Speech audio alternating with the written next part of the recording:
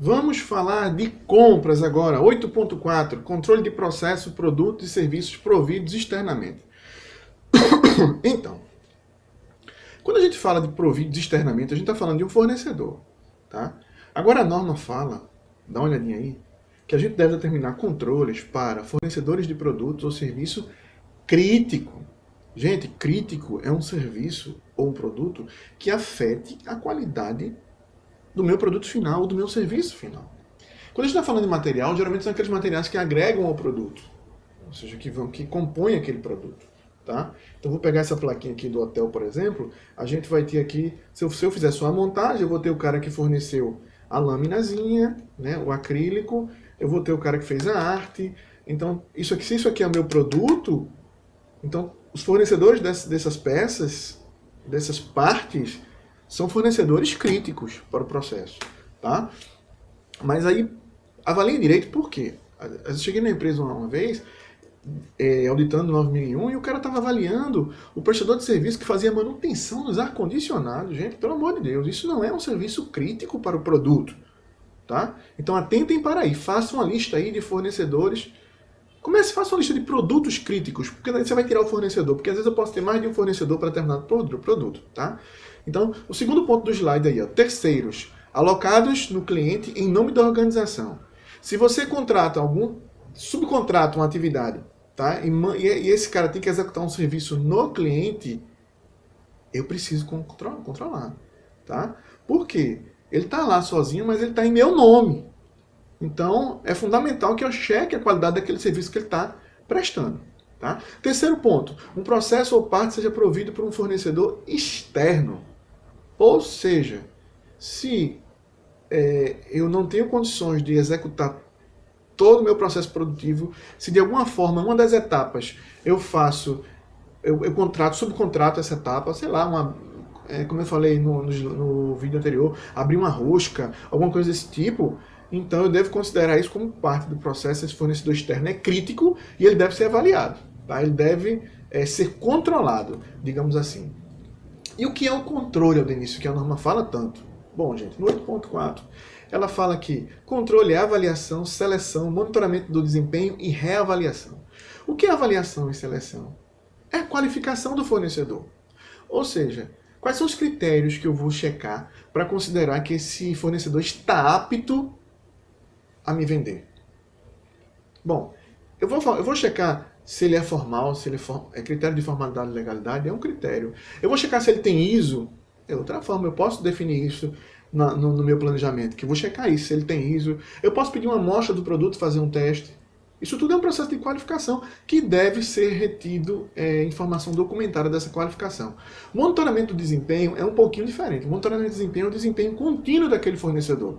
Digamos que aquele fornecedor te forneça aí há 1 ano. Em que intervalo você vai dar uma parada assim e vai dizer, peraí, esse fornecedor está legal ou não está legal? Tem gente que faz isso em tempo real. Como é que faz em tempo real? Tem um link lá com o almoxarifado, e o almoxarifado ele avisa para o setor de compras se o produto veio não conforme, se veio com problema, se chegou atrasado, por exemplo, ou se o cara que entregou era um cara extremamente bruto, cavalo, e o atendimento foi avaliado como ruim.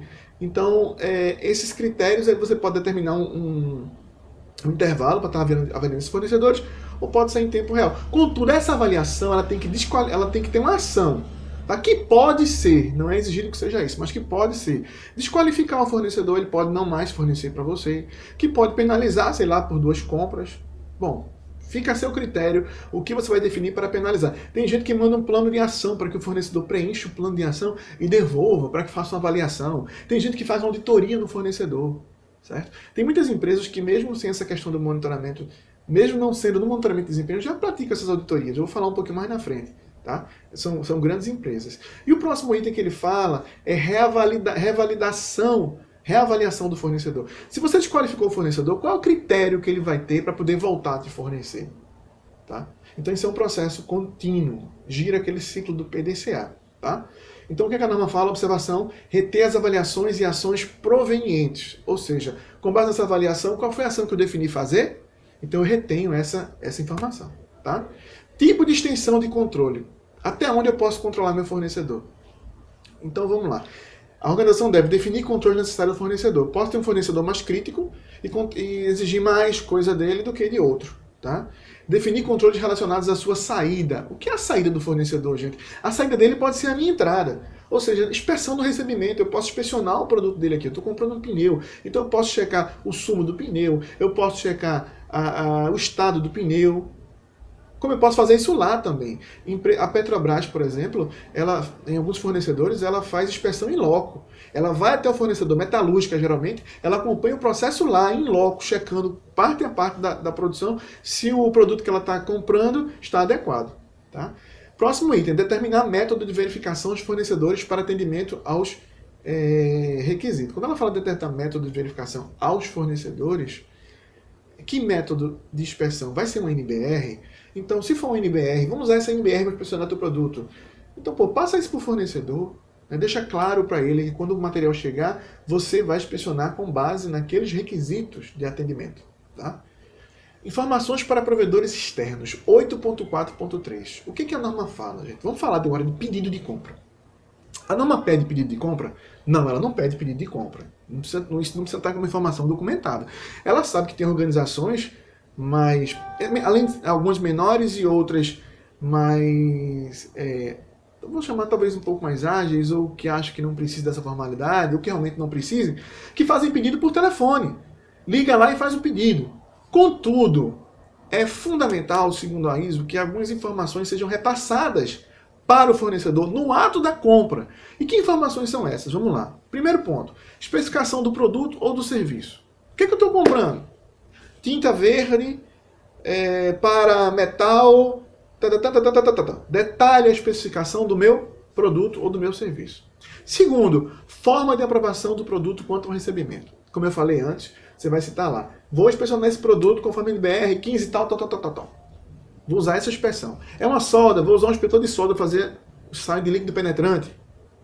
Competência, caso se trate de pessoa. Digamos que você está contratando um terceiro para trabalhar dentro da sua empresa.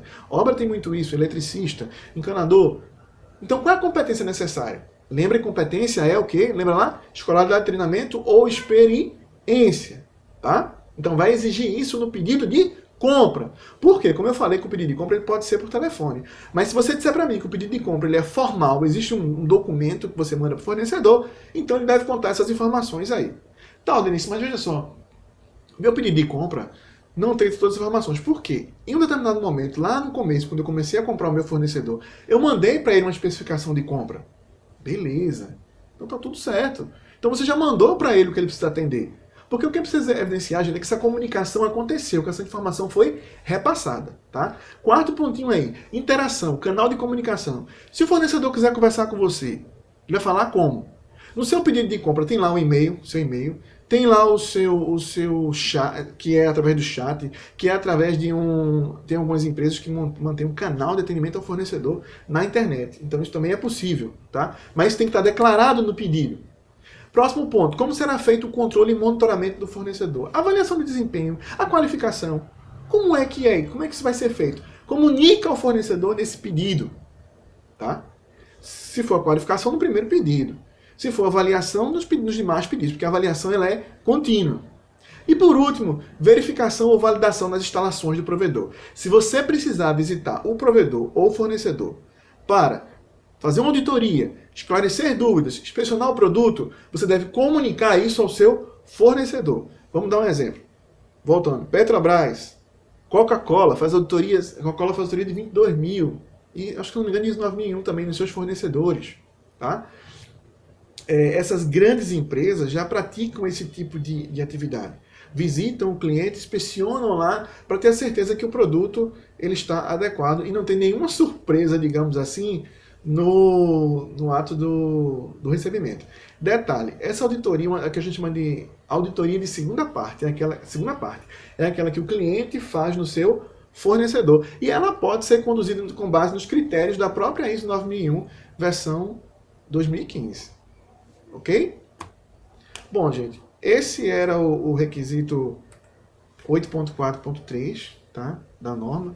Eu até recomendo, se você quiser, pega uma folhinha de ofício, faz um pedido aí do jeito que eu falei, contendo todos esses requisitos, tem um bom exercício para você praticar e passar isso aí para o comprador, tá? Essas alterações que teve aí no referencial, tá? Bom, tá passando aí nossos contatos, site agora, o site da consultoria, o site de treinamento. Dá um like aí se gostou, tá? E espero você no último vídeo da sessão 8 da norma. Tá bom? Até a próxima.